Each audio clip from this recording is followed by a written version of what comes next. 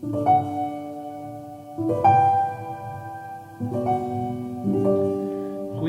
gemeente, dit is weer eens my voorreg om op hierdie medium die boodskap aan u te kan bring vanmôre, en ons bid dat die Here u styf sal vashou en dat ons hierdie tydjie in ons Here se teenwoordigheid sal spandeer.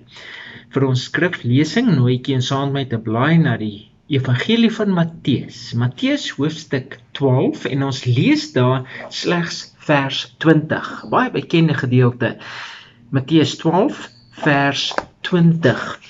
Ek lees u uit die ou vertaling, en dit sê: 'n geknakte riet sal hy nie verbreek nie, en 'n lampet wat rook sal hy nie uitblus nie, totdat hy die reg tot oorwinning uitbring. Jy weet, nadat ons meisiekind 2 jaar oud geword het, rondom by 2 jaar oud, sy is nou 18 of oor die 18, maar dat sy toe sy net 'n bietjie 2 geword het en 'n bietjie meer selfstandig begin raak het sy amper elke keer as ons by Vereniging Kerk gekom het waar ek toe bedien het, moederskamer toe gehardloop en daar tussen al die poppe en die soft toys en die speelgoed, het sy altyd tot ons afgryse net een spesifieke pop uitgegrou en haar vasgehou en rondgedra. Nou, die probleem was, dit was seker die lelikste pop wat jy in jou hele lewe kon kry. Die paar hare wat die pop na al die jare van kindermishandeling oorgehad het Timbuktu gestaan en kon nie eens meer plat nie. Ek bedoel, die pop was vuil, sy was verwaarloos, vol merke, duidelik al baie rondgegooi in die lewe in hierdie moederskamer. Die arme pop het die merke gedra van jare so vuil baba handjies, en ek wil nie eens dink aan hoeveel baba droel nie. En ek moet vir u sê, as my kind met so 'n stralende gesiggie met daai pop by ons aangekom het, het ek gegril. En maak nie saak wat ons gesê het nie, sy wou net nie daai pop neersit nie. En elke keer hardloop sy moederskamer toe en sy gaan grou spesifiek daai pop uit. Ek sê nogal vir my vrou Lizelle, ons moet plan maak met daai pop. Want jy ken ons kerkmense man, net nou begin hulle skinder en dink hulle dis werklik hoe ons kind se poppe lyk, want sy speel elke keer net met die pop. Ek het dit selfs oorweeg om so deur die week dalk stilletjies by die kerk te stop en daai pop te gaan uitgroei en weggooi. Maar ek, dis 'n kerkpop man. Hoe gooi jy 'n kerkpop weg en behou 'n skoon gewete? En ek kan net nie verstaan, wat sien my kind in daai pop nie. Die ding is jeggie man, en ek wil nie eers aan haar vat nie. Maar tog sien my 2-jarige dogtertjie iets in haar wat sy letterlik onweerstaanbaar vind, want sy soek net daai pop, en elke keer gegrou sy net daai pop bo al die ander uit. En een spesifieke Sabbat het ons kind weer die pop op die bank saam met ons, en terwyl sy besig raak met ietsie anders en die pop op die bank lê langs my, sit ek my hande so oor die pop se kop. Jy weet, die boonste gedeelte, ek maak die hare toe, die onderste gedeelte keer die lyf, sodat ek net die gesiggie kan sien. En skielik sien ek iets raak wat my 2-jarige dogtertjie van die eerste dag af moes raak gesien het. As jy die aaklige hare toemaak en die vuil lyf toemaak en net na die gesiggie kyk, dan het die pop die mooiste gesiggie. Ja, vuil, volmerk en dinge, maar tog die mooiste ou gesiggie. Maar vat jou hande weg en kyk na die geheelbeeld. Ja, ek bedoel, jeug. Maar my kind het as te ware verby die uiterlike, die onbelangrike gekyk en die belangrikste raak gesien. En skielik leer my 2-jarige dogtertjie my 'n les oor God se groot liefde vir ons. En die gedagte kom by my op, is dit nie ook maar wat God met jou en my doen in ons lewens nie, hoe God ons elkeen sien nie. U sien, sonde het ook al sy merke op ons lewens gelaat en ons in werklikheid juggie gemaak. Ons lewens is vuil en boos en vol van die merke van 'n bose lewe. Ons geestelike hare is dalk al afgeskuur en dit wat ons nog oor het, kan nie eers meer plat nie. Sommige van ons het dalk al so ver gegaan in hierdie lewe en so verval dat ander mense nie eens met 'n stok aan ons sal wil raak nie. Wat nog te sê van 'n volmaakte God? Maar wat doen Jesus met ons? Wat doen Jesus met ons? Hy kom en hy tel ons in sy liefdevolle arms op en wil ons net vashou. Elke keer kom hy na hierdie aarde toe en hy kom grou om jou en my uit te haal, om ons vas te hou, ons weer heel te maak.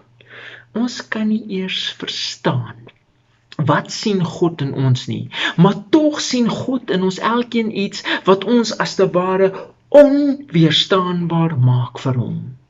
Hy kom na ons toe met liefde wat verby die uiterlike kyk, verby die sonde kyk, verby die vuil, die lelik, die letsels kyk en ons soos geknakte riete net weer wil optel en vashou in sy liefde.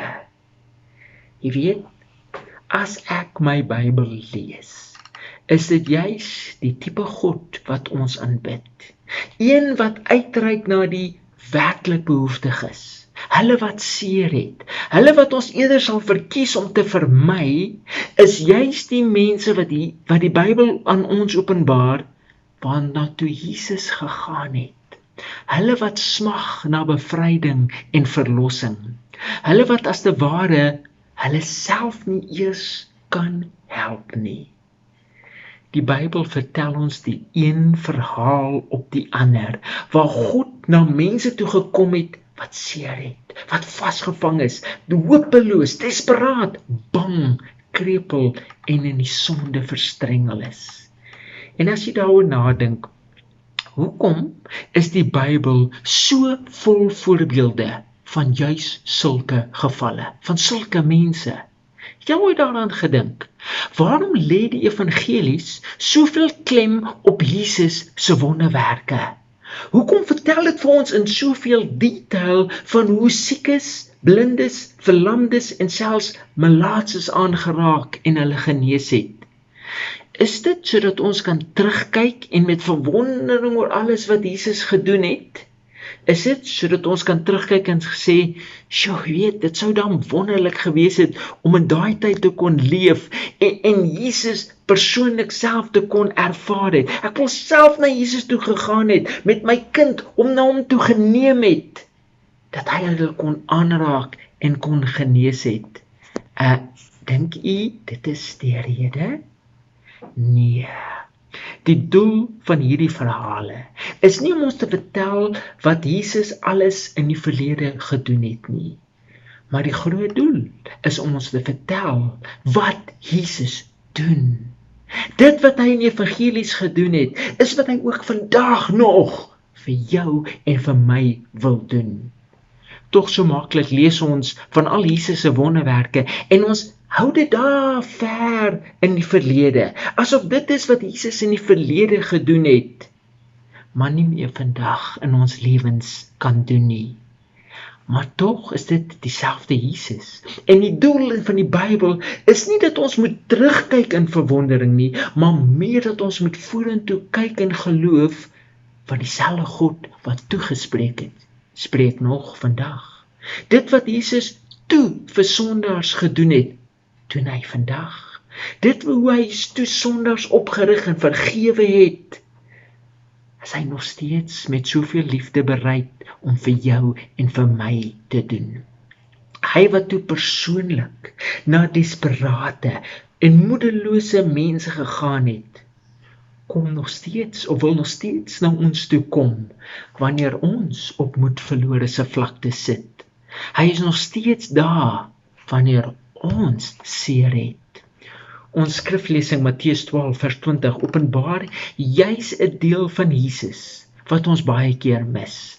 As dit sê, 'n geknakte riet sal hy nie verbreek nie, en 'n lampet wat rook sal hy nie uitblus nie, totdat hy die reg tot oorwinning uitbring.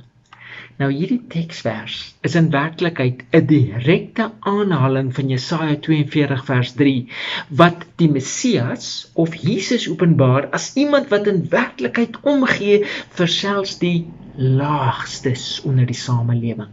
Selfs vir hulle wat ons irriteer en ten alle koste wil vermy. Sê vir my, het u al soos 'n geknakte riet gevoel of soos 'n lampet wat se vlam doodgegaan het en rook? Wat kan in werklikheid erger of meer nutteloos wees as 'n geknakte riet en 'n rokende lampet? As dit dalk gepraat het van 'n geknakte roosboom, kan ons in ons denke dit dalk verstaan, want jy weet as die wind 'n jong roosboom knak, is dit tog die moeite werd om hom weer op te tel en weet om hom reg te stit en hom weer mooi vas te maak sodat hy weer kan groei en herstel. Maar 'n geknakte riet? Wie wil nou 'n geknakte riet red? Hy's in werklikheid waardeloos. Dis nie eers die moeite werd om hom te probeer red nie. Daar's in 'n geval baie ander. Die beste ding om met 'n geknakte riet te doen, is om hom net af te breek en hom uit die pad uit te vat, hom weg te gooi. Ek bedoel, wie gee nou vir 'n riet om? Of nog erger, wat van 'n lampet wat rook? Ons het al seker almal al 'n kers doodgeblaas. En wat bly oor as die vlammetjie verdwyn? 'n gloeiende kolietjie wat smeel. Jy ken dit, nê? En toevallig, wat gebeur as hy so smeel? Hy rook en die rook stink. Dit is hoekom die meeste mense nie sal skroom om hulle vingers nat te lek en die kers wat so smeel tussen die punte van hulle vingers net dood te druk nie. Ek wil dit is nie eens seer nie, maar dit los definitief die probleem van 'n stinkende, rokende kerspit op. Inteendeel, dis vir ons die beste ding om te doen met 'n smeulende kers. En tog openbaar die Bybel ons God as 'n wonderlike God, wat ons so liefhet, dat al was jy so min werd soos 'n riet, en nogal 'n geknakte een daarbey, en al is die beste menslike raad om jou af te breek en weg te gooi, nogtans sal God jou nie afbreek nie, maar jou eerder optel en jou nog 'n kans gee. En al was jou lewe so onbenullig soos 'n rokende lampet, wat absoluut geen doel nie, en nog erger, 'n ongerief is vir almal om jou, en die beste ding sal wees om jou tussen die vingers dood te druk. Nogtans sal Jesus jou nie dooddruk nie, maar jou eerder optel en jou met liefde probeer herstel, jou weer 'n kans te gee om te brand en waarde en betekenis te kan hê.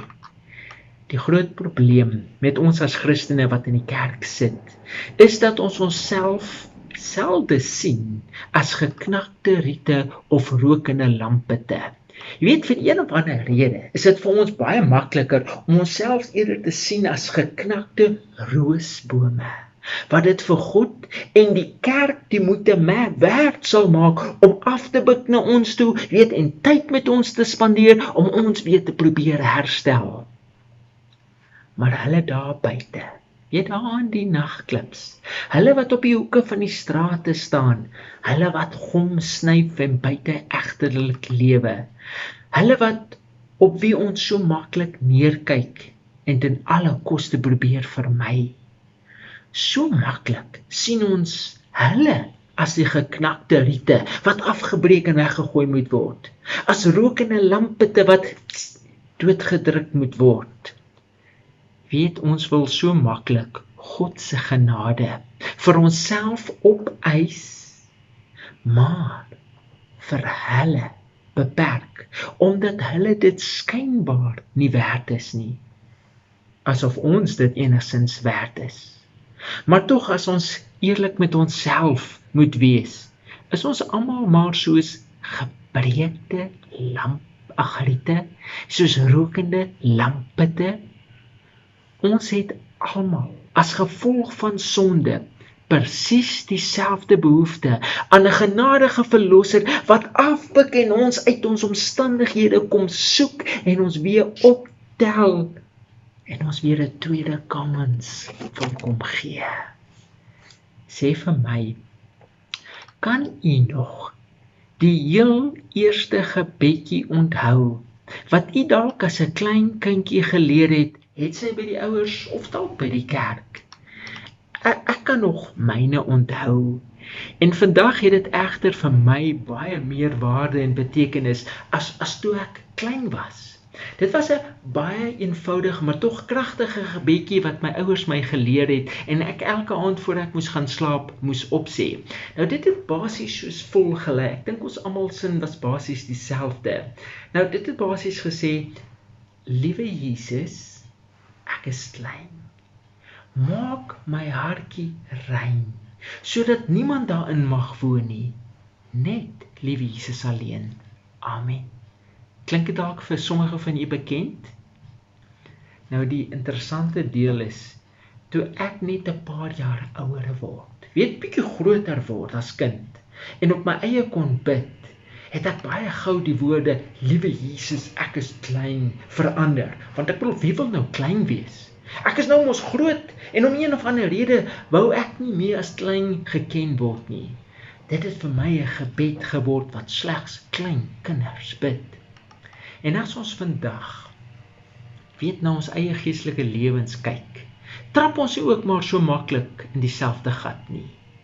Jy weet, die duiwel kan ons so maklik verstrik om te dink dat ons wat elke week in die kerk sit, die Sabbat hou, ons Bybels lees en ons geestelik op 'n hoër trappie is. Weet dat ons dalk 'n bietjie groter, 'n bietjie beter as die sogenaamde sonders daar buite die kerk is. Of selfs beter is as die Christene wat saam met ons in die kerk sit en nie hulle Bybels bestudeer soos ons nie.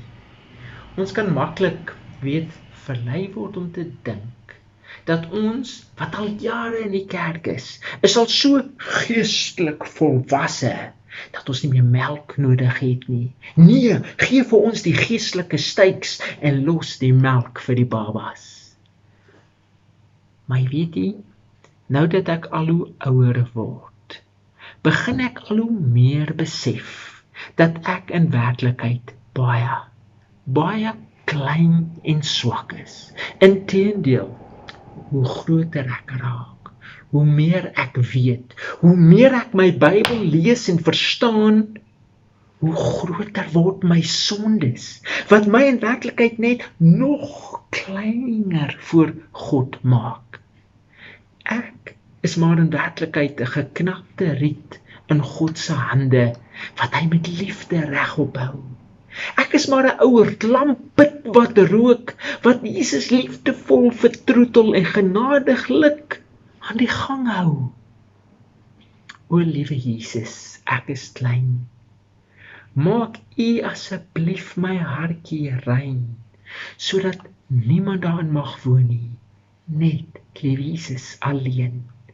Is 'n gebedjie wat ek deesdae al hoe meer bid. Want ek besef elke dag al hoe meer, as Jesus vir net een oomblik sy hande om my sal wegvat, sal ek knak en afbreek en die ewige dood sterf. En dit is net sy genade en sy liefde wat my elke sekonde van die dag liefdevol vashou, terwyl ek dit geensins verdien nie. En in een van my vorige gemeentes wat ek die voorreg gehad het om 'n tyd te bedien, was daar 'n sekere vrou met 'n baie erg verstandelik gestremde dogtertjie, wat so af en toe kerk toe gekom het. Nou as ek reg kan onthou, was sy so plus minus 12 jaar oud gewees, maar met die verstandelike vermoë van 'n 1-jarige. En soos enige eenjarige kind, het sy baie keer baba babbel geluide gemaak. Maar die probleem was, dit was nou met 'n 12-jarige se stem. So jy kan jouself indink hoe dit moes geklink het, as daar sy elke af en toe skielik sulke harde skree, baba babbel geluide in die kerk weer galm het. En dit was 'n duidelike irritasie vir die hele gemeente. En wat dit nog erger gemaak het, was dat dit die ma geensins skynbaar gepla het nie.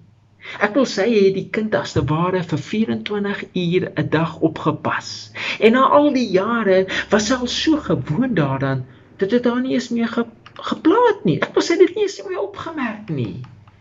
Maar vir die hele gemeente, my ingesluit, was dit 'n geweldige ontwrigting as die kind daar baba babbel geluide gemaak het. O ja, ons het haar almal baie jammer gekry en was baie simpatiek teenoor haar gewees. Maar tog elke keer as die kind, veral tydens lesstudie en erediens, haar baba geluide met 'n 12-jarige stem gemaak het, kon jy die irritasie op die mense se gesigte sien. Die probleem was, die kerk het nie 'n ordentlike moederskamer gehad wat dinge kon vergemaklik het nie. En dit het die ma skynbaar geensins ook gepla nie. En die situasie, ek bedoel, was net so sensitief dat niemand die moed gehad het om met haar daaroor te praat nie. Ek bedoel, wat sê jy vir die ma wat nie gaan aanstoot gee nie? Met die gevolg, as die kind woelig geraak het almal maar net stil gesit voor hulle gekyk en probeer kalm bly. Maar tog het almal gewens as sy net met die kind by die huis moes gebly het, want ek wil sy ontwrig alles. Of nog beter, hoekom vat sy nie net die kind uit totdat die kind weer rustig gerus nie? En ek onthou nog so goed in die konsistorie, net voor die erediens begin, kom ek en die ouderlinge by mekaar en die eerste ding op ons lippe, ons het vandag weer moeilikheid, want daai arme kind is weer hier. Wat gaan ons maak, want sy gaan weer alles ontwrig. En terwyl ons so saam bid, net voor ons opgaan vir die preek, bid een van die ouderlinge baie ernstig. En ek onthou tot vandag toe nog sy woorde so goed. Here, hou asseblief daai arme kind kalm en stil, sodat sy nie alles ontwrig en ons van 'n seën beroof word nie. En terwyl hy nog so bid, kom die besef skielik soos 'n weerligstraal by my op. Sien nou net, Jesus het op hierdie oomblik persoonlik en sigbaar aan ons verskyn in die kerk, sodat ons hom fisies kon sien en ek wil selfs aan hom kon raak. Waar sou hy gewees het? Na wie toe sou hy heel eerste gegaan het? Wie sou hy bo almal op daai oomblik in die kerk op sy skoot getel en in sy arms vasgehou het? Sou dit nie hierdie arme ou dogtertjie gewees het nie? Sy wat ons in ons sogenaamde Christelike ywer as 'n bedreiging vir 'n goeie erediens, as irritasie sien, is juist die een by wie God die graagste wil wees. En weer eens het ek besef, so graag wil ons onsself beter sien as wat ons in werklikheid voor God is. Ons wil onsself so maklik geestelik bo ander mense stel en dink ons is beter.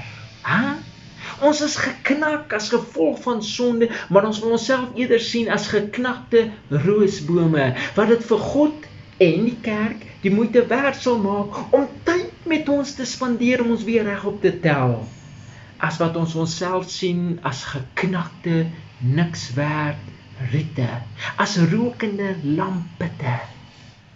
Maar tog leer die Bybel ons dat dit juis die geknakte riete is, wat Jesus liefdevol in sy hande wil vashou. Dit is juis die niks werd smeelende lampit, om wie hy sy arms wil slaan. En elke keer as ek dit besef, as ek voor die kruis van Golgotha staan en sy hande voel wat my geknakte lewe weer optel en met liefde bind, wil ek laag buig en bid. O liewe Jesus, Ek is klein, ek is klein, ek is vuil, ek is lelik, ek is boos. Maak asseblief hierdie hartjie rein, sodat niemand daarin mag woon nie, behalwe net liewe Jesus alleen. Amen. Amen. Vasstaan in genade, seëninge.